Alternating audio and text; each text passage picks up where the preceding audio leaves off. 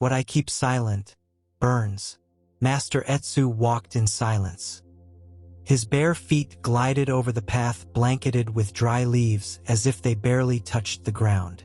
It was autumn in the mountains, and the wind carried an ancient murmur, as if nature itself were whispering secrets that had been trapped among the trees for centuries. At his side walked Kaoru, his youngest disciple, barely 20 winters old. Kaoru hadn't spoken in weeks. No one at the temple forced him to speak, but his silence was heavier than any noise. It wasn't the silence of contemplation. It was tense, burning, full of unspoken thoughts, of emotions sealed tightly inside, of things that wanted to come out but could find neither shape nor permission. Master Etsu knew. He had seen that silent fire many times before, slowly consuming those who didn't know how to release it. In Zen, silence can be medicine, but when born from fear, it can also become poison. Kaoru, the master finally said, breaking the air gently, "Why have you stopped speaking?" The young man lowered his gaze. The wind stirred his robe and seemed to slip inside him, as if trying to carry away something he still wasn't ready to let go of. "There's nothing important to say, Master." Etsu smiled sadly. That phrase is often the refuge of wounded hearts. But listen, Kaoru, what you keep inside, if you don't understand it, will burn you. It's not silence that frees you, but silence inhabited by truth. Kaoru furrowed his brow. And what if my truth is ugly, dark, unbearable? What if no one could ever understand it? Etsu stopped. He looked toward the horizon, where the cherry trees, bare of blossom or fruit, stood firm like timeless sentinels. The forest doesn't apologize for its shadows. The mountain doesn't ask permission to roar with thunder. You didn't come to the temple to be understood by others, Kaoru. You came to learn how to understand yourself. Kaoru bit his lip. His body trembled slightly. His hands were clenched, his back tense, his chest tight. There was something inside pressing outward, like a voice locked in a cage. "I've tried to hold it in," he whispered. "I thought that if I ignored it, it would go away. That if I didn't say it, it would disappear. What you keep inside," Etsu said as they resumed their walk, "doesn't want to disappear. It wants to be heard. Not by me, by you." A long silence followed. This time it wasn't heavy, it was deep. A silence filled with listening, not escape. A silence like a still pond finally learning to receive falling stones without breaking its surface. The master spoke again, still not looking at the boy. "Do you know which fire is most destructive? Not the one that burns outside, but the one born of repression. What goes uncried, unshouted, unnamed, it rots inside. And when the soul is filled with unspoken things, even love starts to hurt." Kaoru closed his eyes, and for a moment, he felt that the wind rustling through the trees was made of every word he had never spoken. That day he still said nothing, but something within him began to listen. The next day, Kaoru rose before dawn, not out of discipline, not to follow the temple routine. He simply couldn't sleep. He had dreamed of a locked door. Behind it, voices shouted his name, but he had neither the key nor the strength to open it. While the other monks lit incense and prepared breakfast, Kaoru walked into the forest, as he always did when he needed to breathe without being seen. With each step, he felt his chest grow tighter, as if an invisible weight were tied around his stomach. He reached a small hollow between the rocks, a clearing where thick moss grew and the branches above formed a natural roof. There he sat, in silence, but this time not to meditate. He rested his forehead on his knees, closed his eyes, and let his breath deepen, uneven and raw. He didn't think. He didn't analyze. He just felt. And what he felt was fire. Fire from words he never said to his father before he died. Fire from tears he held back when his mother sent him away without explanation. Fire from the anger of never feeling good enough among the other disciples. Fire from the shame of thoughts he believed were impure for someone wearing monk's robes. Fire from unanswered questions, unnamed wounds, memories that burned even during the deepest zazen. That fire wasn't punishment. It was truth. Why am I so afraid to speak? He asked himself without a sound. What happens if I say how I feel? What do I lose if I show myself? But the answers didn't come as thoughts. They came as a wave in his chest. Tears. First just one, then another, then many. It wasn't dramatic crying. No sobbing, no gasping. Just quiet tears, like water rising from a hidden spring beneath dry earth. As if his soul had finally surrendered, allowing what had been held in for far too long to flow. And in that flow, he felt relief, not because he understood everything, but because he stopped resisting it. Not because he found a solution, but because he finally allowed himself to feel. From a distance, Master Etsu watched from behind the trees. He made no sound. He didn't approach. He knew this was a sacred moment, one that should not be interrupted, because there are inner battles that need no witness, only space. Later, when Kaoru returned to the temple, he did so in silence. But this silence was different. It no longer burned. It was gentle, like ash left after a fire that has cleansed. The master saw him pass.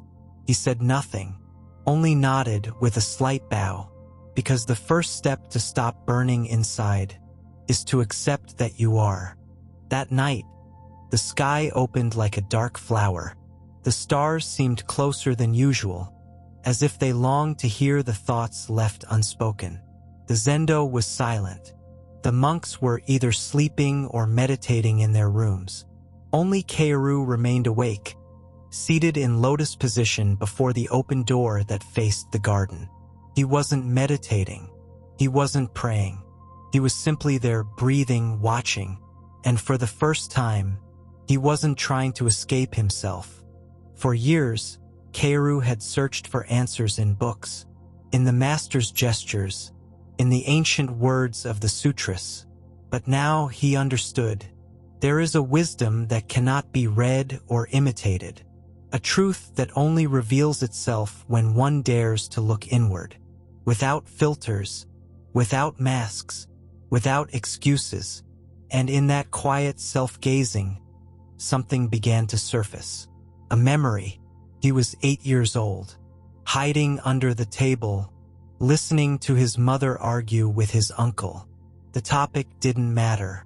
What remained was the trembling in his body, the knot in his throat, the desperate urge to scream, "Stop!" and not doing it. That was the first day he learned to silence the fire, to swallow the panic, to mute himself so he wouldn't disturb, to disappear inside so the world outside wouldn't fall apart. "I kept silent for so long," he whispered to the wind, "that I forgot what my real voice sounds like when it's not pretending." Just then, Master Etsu entered the zendo.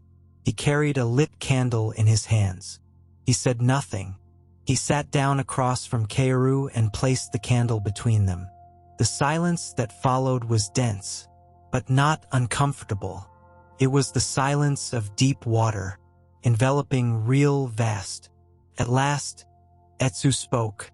"Not everything we keep inside needs to be said aloud, but everything that burns within must be acknowledged, named, heard, even if only by ourselves." Kaoru lowered his head. His voice was barely a whisper. "I'm afraid of what I carry inside." Etsu met his gaze without judgment. "Fear is not your enemy. It's the doorway. It means you've arrived at the threshold of your own soul. What burns inside doesn't want to destroy you. It wants to show you the way back to yourself." And then the master did something unexpected. He closed his eyes and began to speak softly, not a sutra, but simple human words, intimate phrases. I too have felt fear. I too kept quiet about what hurt. I too lied just to be loved. I too ran from myself, believing it was the right thing to do. Kaoru looked at him. A shiver passed through him, not because of what the master said, but because of what it meant. He wasn't alone. Even the wise had once burned inside. That was his second awakening. The first was allowing himself to cry without resistance. The second was realizing he wasn't the only one who had carried fire in his chest. And in that realization, the fire began to settle. It didn't disappear, but it stopped feeling like a threat. It became a sacred fire, the flame that lights the inner shadows. The next morning, just as the sun began to touch the edges of Mount Suki, Kaoru went to the river. It was a place he had avoided since arriving at the temple, as if its waters were too honest, too capable of reflecting what one doesn't want to see. The path was lined with smooth little stones, each one like an old thought, rounded by time, worn down by the passing of many footsteps. Kaoru walked slowly, without rush, arms loose at his sides, his back relaxed, his face serene, though inside him, forces stirred that he still couldn't name. When he reached the river, he didn't do anything. He didn't sit. He didn't meditate. He didn't wash. He simply stood there, like someone trying to remember a forgotten language. The water flowed with a soft murmur, as if it had been telling the same story for centuries, waiting for someone to truly listen. Kaoru felt something within him respond to that murmur, not with words, but with a subtle vibration, as if his body remembered a truth his mind hadn't yet reached. There's a voice beneath the water, he thought, a voice that's been waiting a long time for me to hear it. He sat by the shore, crossed his legs and closed his eyes. For a long while he simply listened. The murmur of the water, the touch of the wind, the distant echo of a bird. And beneath it all, the hardest sound of all, his own breath, his own silence. It was there, in that deep stillness, that the oldest memory surfaced, one that hadn't even come in dreams. He was only 4 years old, sitting on his mother's lap watching the fire. She was combing his hair with her fingers, slowly, whispering something in his ear. He couldn't remember the words, only the warmth, only the feeling of belonging. And then, without knowing why, Kaoru began to cry. Not because the memory was sad, but because he had forgotten it. And in remembering, he realized how far he had drifted from himself, how long he had been running from his emotions, how much he had sacrificed in the name of discipline, perfection, and silence. I didn't come to the temple to find Buddha, he whispered. I came to find myself. He opened his eyes. The tears fell slowly. There was no shame, no struggle, only truth. And in that moment, he heard footsteps behind him. It was Master Etsu. He carried no staff, no bowl, only a light robe and the same air of eternity that always surrounded him. He sat beside Kaoru, asking nothing, as if he knew the answers were already beginning to emerge. Master, Kaoru said after a long silence. I'm here, Etsu replied softly. I've discovered something that hurts even more than everything I've kept inside. Tell me, the master whispered, gazing at the water. Kaoru swallowed hard. I've spent more of my life being who others needed me to be than who I really am. I've learned to smile so I wouldn't make anyone uncomfortable, to be proper so I wouldn't disappoint, to fake calm when inside I was breaking. Etsu said nothing. He simply nodded. And now, Kaoru continued, I'm not sure who I am if I stop doing all that. I've emptied myself so much just to fit in. I'm afraid there's nothing real left to offer." The master looked at him for the first time since sitting down. "And what if that emptiness isn't a loss?" he asked gently. "What if it's the sacred space where your true voice can finally be born?" Kaoru looked at him, confused. "You've spent years building a persona to be loved, accepted, respected. You did it because you were a wounded child, because you believed silence would protect you. But now you are no longer that child. And what once protected you, now imprisons you." Kaoru closed his eyes. That sentence struck like a bell in his chest. What once protected you, now imprisons you. The river seemed to listen, as if the elements understood that what was being said there wasn't just between master and student, but between soul and reflection. Etsu took a deep breath and added, "Don't try to recover your voice. It's not about speaking again. It's about learning how to speak to yourself, to allow yourself to exist without a mold, to no longer fear being contradiction, shadow, fragility." Kaoru nodded. For the first time, he felt there was a way forward. Not outward, but inward. A way that wasn't escape, but return.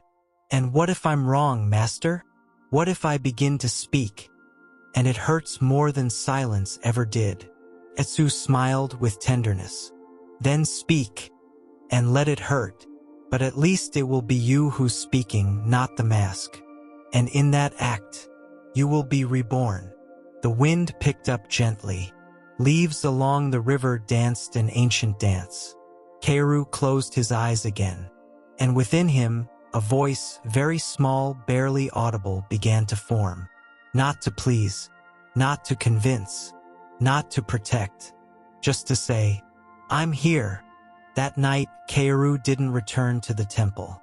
He stayed by the river, wrapped in his cloak, watching the moon ripple across the surface of the water. He wasn't cold. He wasn't tired. Just a strange sensation, like he was finally inhabiting his body again after years of absence. Time moved differently there. The distant crackling of branches, the nocturnal songs of insects, the silence between breaths. It all seemed to belong to the same sacred ceremony. The awakening of someone who had long been asleep within himself. For the first time in ages, Kaoru felt no urgency to understand, no need to justify himself. He wasn't trying to reach enlightenment, or earn merit, or fix old wounds. He was simply being, and in that simple presence, something deep began to shift. The fire that had once consumed him from within hadn't vanished. But it no longer hurt. It illuminated. It was like a lamp, one that, when lit, doesn't chase away the darkness but reveals that the shadows were always part of the room. That night, Kaoru dreamed. He dreamed he was walking barefoot through a misty field. Faceless figures walked beside him. Some were crying. Others spoke in unknown tongues. But the strangest thing was, he wasn't afraid. Only an ancient sadness washed over him, as if he could finally look the ghosts of his past in the eye without needing to run. In the center of the field, there was a well. No water, just a deep hollow in the earth. Kaoru leaned over it and, instead of darkness, he saw scenes from his life. The day he hid his tears so his mother wouldn't worry. The time he said, "I'm fine," when his heart was breaking. The moment he smiled while saying goodbye to a home he loved with his soul in pieces. And seeing all that, he didn't feel guilt. He felt compassion. For that child, for that young man, for that Kaoru who did the best he could with what he had, who stayed silent to protect, who hid to survive, who suppressed his voice just to keep going. When he woke, it was no longer night. The sun peaked between the mountains, bathing the forest in golden light, warm, like an embrace that needed no explanation. Kaoru sat up slowly, as if his body were returning from a distant journey. And then, without thinking, he began to speak. softly, like someone reciting a poem with no audience. I'm sorry for staying silent so long. I'm sorry for thinking I had to hide who I am. Thank you for waiting for me, even when I abandoned myself. Thank you for not disappearing, even when I pretended you didn't exist. They were words for himself, not for a god, not for a teacher, not for the world, for that inner self who had been silently burning for years. And in that moment, Kaoru understood something no scripture had ever taught him, that sometimes you don't need to speak to heal. That silence, when it's no longer a prison, can also be a voice.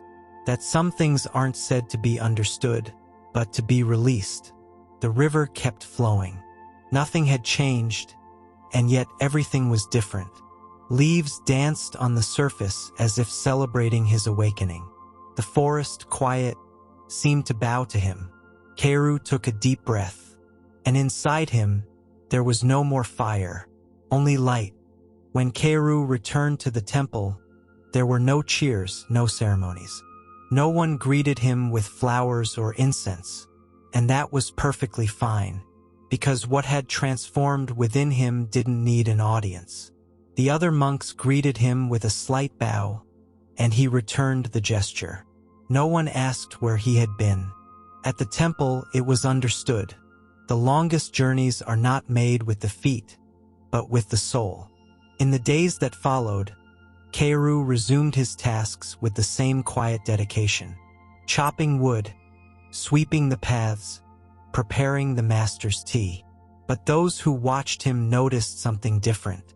He wasn't faster, or more efficient, or more enlightened. He was simply more present. He no longer moved as if seeking to be seen, no longer glanced sideways in search of approval. He wasn't constantly correcting himself. He was like a tree finally rooted. There was nothing to prove, only to be. And yet, in certain moments, especially as dusk settled, Kaoru would pause, close his eyes, and listen, not to the world around him, but to another river flowing within. That quiet current where unspoken words still lived, but no longer hurt. They only whispered soft truths, like water brushing against stone. One afternoon, while gathering fallen leaves near the zendo, Master Etsu approached. "I've noticed something has changed in you, Kaoru," he said. "Not because you speak differently, but because, at last, you listen to yourself." Kaoru nodded. "I've stopped fearing what lives inside me, not because it no longer hurts, but because I've learned to stay with the pain without running from it." "And what have you found in it?" the master asked. Kaoru smiled, not with his mouth, but with his eyes. "A temple, one without walls, without a roof, without a name. A place inside me where I can sit without hiding anything." Etsu sat down beside him, resting his hands on his knees. "That temple," he said gently, "is the true dojo. Not this one, not the one made of stone and wood, but the one we build when we stop lying to ourselves. That is where real meditation happens, where silence doesn't conceal, it reveals." For a while, neither of them spoke. The sun slowly sank, painting the sky in a deep orange, a color that seemed to hold all human emotions at once. Nostalgia, joy, pain, hope. Kaoru took a long breath. "There's something else, Master." "Go ahead," Etsu said. "I've started listening to others differently. Before, when someone told me about their pain, I used to search for something to say to comfort them. Now, I just listen, and in that listening, I realize how many are burning inside, without even knowing it." Su looked at him. "And so you understand," he said, "that the world doesn't need more advice, but more space to speak without fear." Kaoru lowered his gaze. "And more ears that don't try to fix, only to hold." "Exactly," the master whispered, with an ancient tenderness in his voice. "And that, Kaoru, is the gift of one who has learned to dwell within himself. He becomes a place where others can finally rest. The sky began to darken. A gentle breeze stirred the leaves, lifting them into circles, as if dancing in gratitude. Kaoru slowly rose to his feet. I used to think I had to become enlightened to help others. But now I see, I only needed to stop running from myself. And that is what brings light. The master nodded. He said nothing more, because when someone has kindled their inner fire without burning themselves, silence says everything. And in that silence, they remained seated, until night fell gently over the temple. The seasons began to shift. Autumn exhaled its final breath, and winter embraced the mountains with a silence deeper than any unspoken word. The temple was dusted with frost. The stones crunched beneath the feet at dawn, and the steam rising from hot tea became a kind of invisible incense in the cold mornings. Life continued in its quiet rhythm, simple, steady, undisturbed. But within that stillness, something had quietly ignited within the monastery walls. Kaoru was no longer the young man who had once arrived full of silent questions and uncertainty.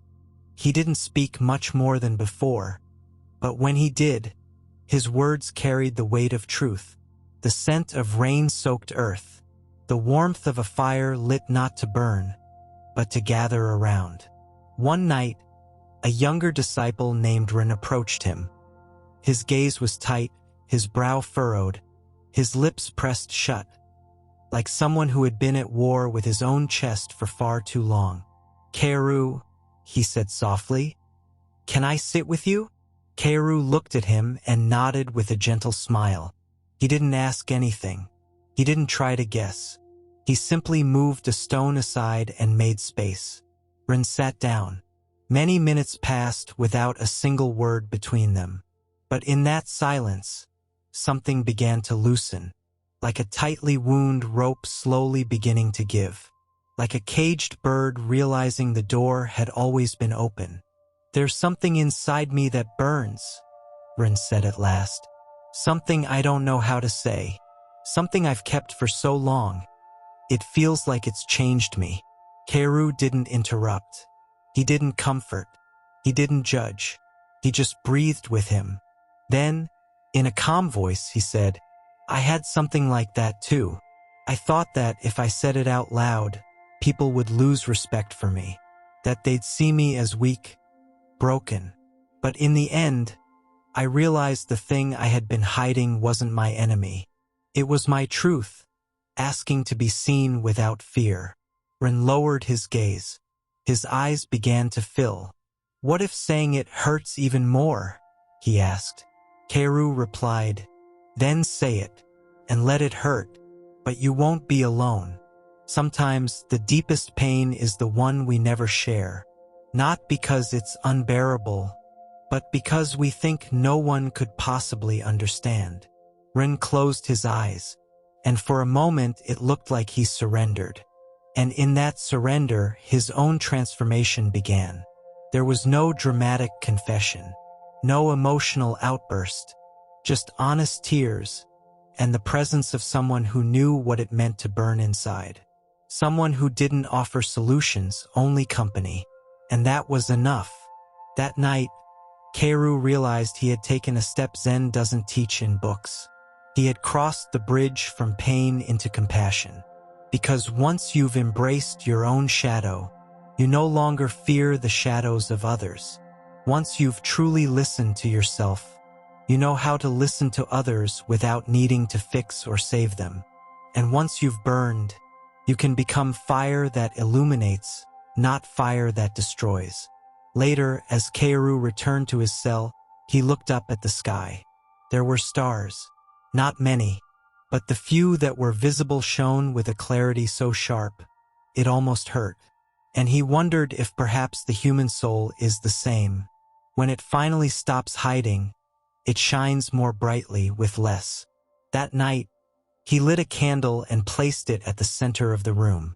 He sat in front of it, and a thought surfaced in his mind. Simple, clear. Still, I'm no longer afraid of myself. And for the first time in his life, that sentence wasn't a wish. It was a truth. He had stopped hiding. And in that inner nakedness, he had finally begun to live. Dawn arrived with a clarity that seemed to come not from the sun, but from something deeper. Old Master Ichiro walked to the edge of the temple pond, where the water lay perfectly still, as if honoring the silence built over years of discipline and presence. Beside him, June sat down. His posture was straight, his face calm, but his eyes held the weight of everything he still couldn't say. "Master," he whispered, "I still feel burned by all that I don't know how to express." Ichiro didn't respond right away. He simply picked up a small stone and tossed it into the water. The ripples spread slowly, like a prolonged sigh from the earth. "Words," he finally said, "are like stones. Some must be thrown. Some should be carried in your pocket. But all of them carry weight." June took a deep breath. "I've had dark thoughts, of jealousy, of anger, of fear. And I've had bright ones too, ones I've kept quiet out of shame, like the desire to comfort, to embrace, to love. Sometimes I feel like if I speak, everything will fall apart. And if I stay silent, I will." Ichiro nodded, as if those words had been spoken many times before, across many lifetimes. "What you silence isn't yours alone," he said. "What you don't say still burns in those around you. Not because they hear your thoughts, but because the fire of your silence touches them, without either of you realizing it. Zen doesn't ask you to speak more or less. It asks that what you do express comes from the center. And what if that center is full of chaos? Then don't avoid it," said the master. "Enter it. If you run from chaos, it will chase you. But if you sit in its center, it will reveal its root." June closed his eyes, and in doing so he saw images: his childhood with an absent father, his fear of appearing weak, the love he once felt for someone who never knew, the resentment of not being truly seen. All of it boiled beneath a mask of calm. It wasn't hatred. It wasn't evil. It was stored energy. "I'm afraid," he said. "Speaking from fear isn't weakness," the master replied. "It's honesty." Ichiro pointed to the water. "Do you see how the ripples spread from the center? That's what happens when truth is spoken from the heart. You don't have to say everything, just what's real, just what's essential, just what burns so deeply that, if you don't release it, it consumes you." June opened his eyes. For the first time, he didn't feel guilty for feeling too much. Nor did he feel indebted for not having spoken sooner. What he had held back had burned, yes, but now that fire was no longer punishment. It was guidance. The young man bowed before the master. "Thank you for teaching me how to look within without judgment." "And thank you," Ichiro said, "for daring not to run from what burns. Only those who walk through the fire without closing themselves find the cool emptiness on the other side." In the days that followed, June did not become more talkative. But when he did speak, his voice no longer trembled. He didn't seek approval. He didn't defend or attack. He simply spoke what rose from the center. And that center was no longer a prison of embers, but a cave lit from within. In the temple, the plum trees bloomed again. Words were no longer knives or shields. They were seeds. Some fell to the ground and dissolved. Others sprouted quietly, and some drifted with the wind, like a prayer with no need for reply. Because at last June understood. What he had silenced had burned him, but what he had faced had healed him. In the years that followed, the story of the young man who had held so much in that his soul caught fire in silence became something like legend in the mountains. It wasn't told with names or dates. It spread like wind through the bamboo, like the murmur of water under stones, without beginning or end, but full of truth. No one knew exactly what became of him. Some said he left for the north, where the temples were older and the monks quieter. Others believed he still lived in the village, now an old man, no longer carrying firewood, but words. And behind the rock garden, in a quiet corner of the temple, a tree had appeared, one that hadn't been there before. No one had planted it. Simply was. Its branches opened like arms that no longer held weight, and its shade was soft, like a confession spoken without fear. Many sat beneath it, not knowing why, and they cried or laughed or simply breathed, and something in them felt lighter. Sometimes, the younger disciples would ask the temple master, "What's that tree?" And the master, his eyes squinting with years and peace, would answer, "It's a tree that grew from an unspoken word, a word that burned so deeply, it finally bloomed in silence." One disciple, the most curious of them all, asked, "And how do you extinguish that fire, master?" The old man looked at him with tenderness. "You don't extinguish it, you transform it. What you silence can burn you, yes, but it can also light your way. The fire that destroys can also be the fire that warms. Only the fire you hide from burns without purpose. When you finally stop hiding from yourself, there are no more flames, only light." The disciple held onto that thought like one holds a seed, not knowing when it will bloom, but knowing it will. Like all Zen stories, this one does not end. It simply dissolves, like morning mist when the sun rises. What we keep inside can hurt, but it can also guide. What we offer with compassion stops being a burden and becomes a gift. And perhaps even now, as you read these words, something in you is beginning to speak, not with noise or gestures, but with the quiet language of a soul that no longer wants to hide. Because silence is not hiding, it is preparation. And what you once buried in silence no longer burns. Now it shines.